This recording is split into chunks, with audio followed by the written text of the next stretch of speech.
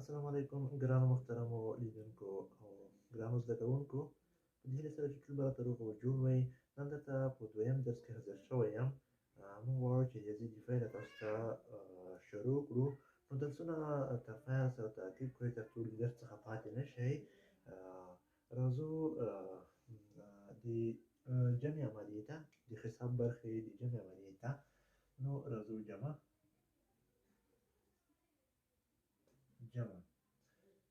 لومړی تعریف کوو. جمع په لغت کې یوځای کولو ته وایي. د حساب په اصطلاح کې د څو همجنسو شیانو یوځای کولو ته جمع وایي. مثلا څنګه همجنس؟ اوس راځو همجنس شیان تاسو ته درپېژنو. همجنس مثلا قلمونه، جمع قلمونه، جمع قلمونه. نو دغه همجنس شیان دي چې قلمونه یې جمع قلمونه. نو اوس ګورو، اوس مثلا یو کتاب ده، کتاب جمع قلم. دې ته همجنس موږ نشو ویلی، ځکه کتاب ځان ته یو جنس ده او قلم ځان ته یو جنس ده. نو دې ته موږ همجنس نشو ویلی، دا نه جمع کېدونکي شیان دي. لومړی د تعریف څخه معلومولی شو چې جمع په لغت کې یوځای کولو ته وایي او د حساب په اصطلاح کې د څو همجنسو شیانو یوځای کولو ته جمع وایي. مثلا درې قلمان، درې قلمان او جمع یې پنځه قلمان مساوي کېږي اته قلمان، اته قلمان. نو دغه ته موږ همجنس ویلی شو چې یو د بل سره جمع کېږي. نو اوس نو دغه ته همجنس ویل کېږي.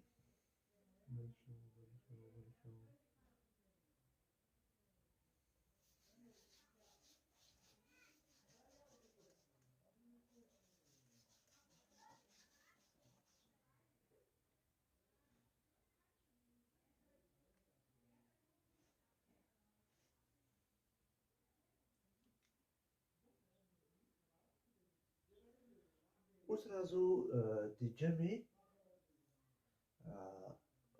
سوالونه باید موږ څنګه حل کړو، په څو طریقو یې حل کړو. نو د جمع حل کول، د جمع حل په دوو طریقو باندې کېږي. یو یې افقي ده او بل یې عمودي ده. او څنګه حل کېږي؟ مثلا دلته یو سوال ده 6390 او جمع یې 483. څنګه به یې حل کوئ؟ نو که چېرته تاسو د جمع طریقه زده وي نو تاسو به مسلسل هر مرتبه د هرې مرتبې لاندې لیکئ. او که چېرته مو زده نه وي نو دغه طریقه باید تاسو زده کړئ چې هره مرتبه باید د هرې مرتبې لاندې ولیکل شي د جمع په حل کولو کې. نو راځو جمع چې ده په دوو طریقو باندې حل کېږي. یو یې افقي، اول افقي او دویم عمودي. دویم عمودي. اول راځو په افقي طریقه دغه سوال حل کوو. چې افقي طریقه کومې طریقې ته ویل کېږي؟ نو راځو په افقي طریقه باندې 0 3 6,390 جمع 483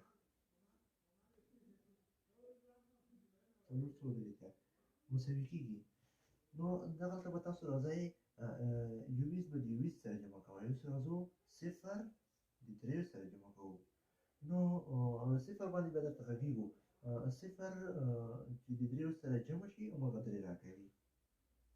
عین عدد 0 چې د کوم عدد سره جمع شي عین عدد راکوي.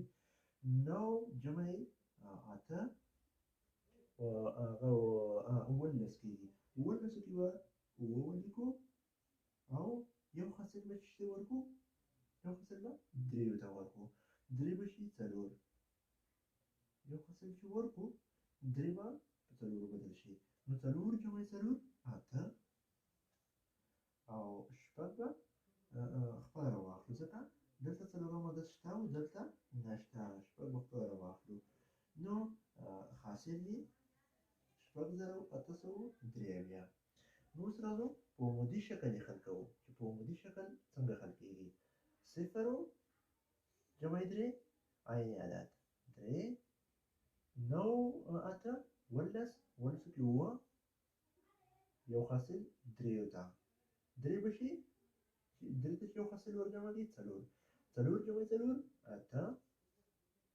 او شپږ دلته څلورمه مرتبه شته او دلته نشته نو څلورمه مرتبه چې نه وي دلته نو عین عدد به خپله راکښته کوئ شپږ زره اوته سوه درې اویا او شپږ زره اوته سوه درې اویا نو دغه د جمع د طریقو حل و نو راځو اوس ګورو چې دغو عددونو ته کوم عددونه ویل کېږي دغو عددونو ته هر هغه عددونه چې په خپل منځ کې سره جمع شي هغه ته ترکیبي عددونه ویل کېږي یا یو زېږېدونکي عددونه ترکیبي اعداد نو دغه ته ترکیبي اعداد ویل کېږي او دغه ته بیا دغه ټولو ته هم ترکیبي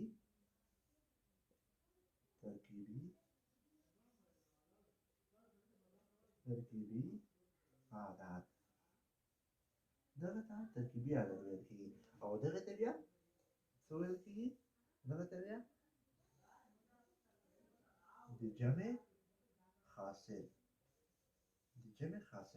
او دغه ته هم د جمع